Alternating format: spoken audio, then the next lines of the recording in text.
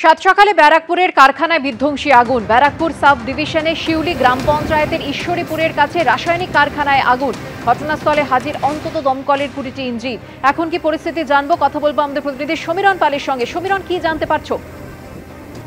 সুগর্ণা, যেটা জানা যাচ্ছে যে ভোর 5:30 নাগাদ বিধ্বংসী আগুন লাগে শিউলি গ্রাম পঞ্চায়েতের এই ঈশ্বরীপুর এলাকায়, এবং সেখানে একটি রাসায়নিক কারখানায় রঙের যে তেল, সেই তেল তৈরি হতো, সেখানে আচমকাই আগুন লেগে যায়।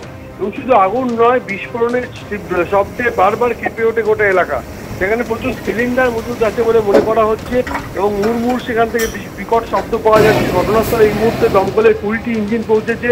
মোহনপুর এবং রহড়া থানার পুলিশ ঘটনাস্থলে পৌঁছে, কাছেই ঘনজনবসতিপূর্ণ এলাকা, যাতে আগুন দ্রুত ঘনজনবসতিপূর্ণ এলাকায় ছড়িয়ে না পড়তে পারে সেদিকে নজর রাখছেন দমকল কর্মীরা।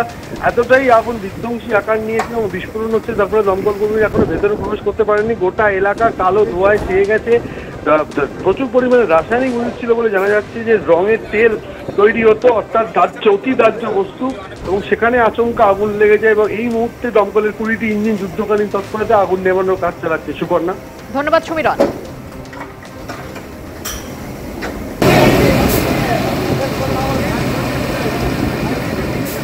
ব্যারাকপুর সাব ডিভিশনের শিউলি গ্রাম পঞ্চায়েতের ঈশ্বরীপুরের কাছে রাসায়নিক কারখানায় আগুন, সেই ছবি আপনারা দেখছেন।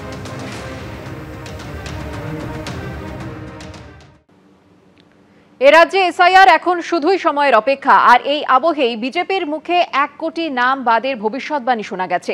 পাল্টা কখনো নির্বাচন কমিশন বিজেপির আঁতাতের অভিযোগ তুলেছে তৃণমূল, কখনো হুমকি হুঁশিয়ারি দিচ্ছে। এই প্রেক্ষাপটে শুভেন্দু অধিকারী ফের স্পষ্ট করলেন, রাজ্যে এসআইআর হবেই। 1 কোটিরও বেশি নাম বাদ যাওয়া উচিত। থেকে বোঝা যায় যে ইলেকশন কমিশন কাদের কথায় চলছে। দুর্গাপুজো শেষ, কালী পুজোও শেষ। পশ্চিমবঙ্গে যে কোনো দিন শুরু হয়ে যাবে ভোটার তালিকায় বিশেষ সংশোধন। এই আবহে বিধানসভা ভোটের আগে এসআইআর নিয়ে হুমকি হুঁশিয়ারি, আক্রমণ, পাল্টা আক্রমণে তপ্ত রাজনীতির ময়দান। ভোটার তালিকার বিশেষ সংশোধনে 1 কোটি নাম বাদ যাবে বলে ভবিষ্যৎবাণী করেছে বিজেপি। পাল্টা বিজেপি ও নির্বাচন কমিশনকে একযোগে বিঁধেছে তৃণমূল। সঠিক এসআইআর হলে গত 10-12 বছরে বাংলাদেশের মুসলমান যেভাবে ঢুকেছে, কাঁটাতারের মেড়া না থাকার ফলে, তাতে 1 কোটিরও বেশি নাম বাদ যাওয়া উচিত। যদি বিরোধী দলনেতা নিজেই বলে দেন 1 কোটি নাম বাদ যাবে, আর ইলেকশন কমিশন তার হুকুমের দাস হন, তাহলে গণতন্ত্র সত্যি সত্যি ইন ডেঞ্জার। এটাতে ইলেকশন কমিশনের জবাব দেওয়া উচিত। ইলেকশন কমিশন বিজেপির নেতৃত্বের গলদাস না ইন্ডিপেন্ডেন্ট কনস্টিটিউশনাল বডি? কি ইলেকশন কমিশন? কত নাম বাদ যাবে বিজেপির ফরম্যাটে যদি হয়, তাহলে পশ্চিমবঙ্গের মানুষ ইলেকশন কমিশনের বিরুদ্ধে দাঁড়াবে। একটাও জেনুইন ভোটার বাদ গেলে তার প্রতিবাদ হবে। এসআইআর নিয়ে হুমকি হুঁশিয়ারির স্রোত বইয়ে দিচ্ছেন তৃণমূলের নেতা মন্ত্রীরা। যদি আমাদের যারা যে কোনো একটা ভোটার, যারা যে ভোটার তালিকা থেকে একজনকে যদি বাদ করে, তাহলে আমাদের এই হরিশ্চন্দ্রপুরের সমস্ত লোক এবং আমরা হরিশ্চন্দ্রপুরকে লন্ডভন্ড করে দেব। ভাবে যদি অন্যায় ভাবে একটি লোক ভোটার তালিকা থেকে বাদ নাম করে, আমি সাবিনা ইয়াসমিন মোটা বাড়িতে লন্ডভন্ড করে রেখে দিব, এটা মনে রাখবেন। পাল্টা হুঁশিয়ারি দিয়েছেন বিরোধী দলনেতা শুভেন্দু অধিকারী। ইলেকশন কমিশন বুঝে নিবে, আমাদের দায়িত্ব নজরদারি চৌকিদারি করা। 2002 সালে আমি রাজনীতি করতাম, আমি কাউন্সিলর ছিলাম, তখনও এসআইআর হয়েছে, 26 লক্ষ লোকের নাম বাদ গেছে। এবারেও এসআইআর হবে, এবং আমি কি বলেছি, মৃত নাম বাদ যাবে। আমি বলেছি ডবল এন্ট্রি, ট্রিপল এন্ট্রি নাম বাদ যাবে, ফেক ভোটার বাদ যাবে, যারা ভারতীয় নয়, বাংলাদেশের মুসলমান এবং রোহিঙ্গা, তাদের নাম বাদ যাবে। শেষ অবধি ভোটার তালিকায় কার নাম থাকবে, কার নাম বাদ যাবে, তা দেখার দায়িত্ব নির্বাচন কমিশনের। কিন্তু তা নিয়েই তৃণমূল বিজেপির বাকযুদ্ধ দিনে দিনে জোরালো হচ্ছে। বিটন চক্রবর্তী, কৃষ্ণেন্দু অধিকারী, এবিপি আনন্দ। কালীপুজোর আবহে কার্যত বোমা ফাটালেন তৃণমূলের রাজ্য সাধারণ সম্পাদক কুণাল ঘোষ। সোশ্যাল মিডিয়ায় একটি চাঞ্চল্যকর পোস্টে তিনি লিখেছেন, জ্যোতি বসুর মুখ্যমন্ত্রিত্বের রেকর্ড ভেঙে দেবেন মমতা বন্দ্যোপাধ্যায়। 2034 সাল পর্যন্ত মুখ্যমন্ত্রী থাকবেন তিনি। তার আরও দাবি, 2034 সালের পাশাপাশি মুখ্যমন্ত্রী পদে বসবেন অভিষেক বন্দ্যোপাধ্যায়।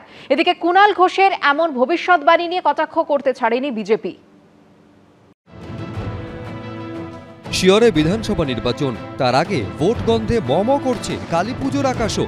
খাতায় কলমে এ রাজ্যে শব্দবাজি নিষিদ্ধ হলেও পুজোর আবহে কার্যত বড় সড় বোমা ফাটালেন তৃণমূলের রাজ্য সাধারণ সম্পাদক কুণাল ঘোষ।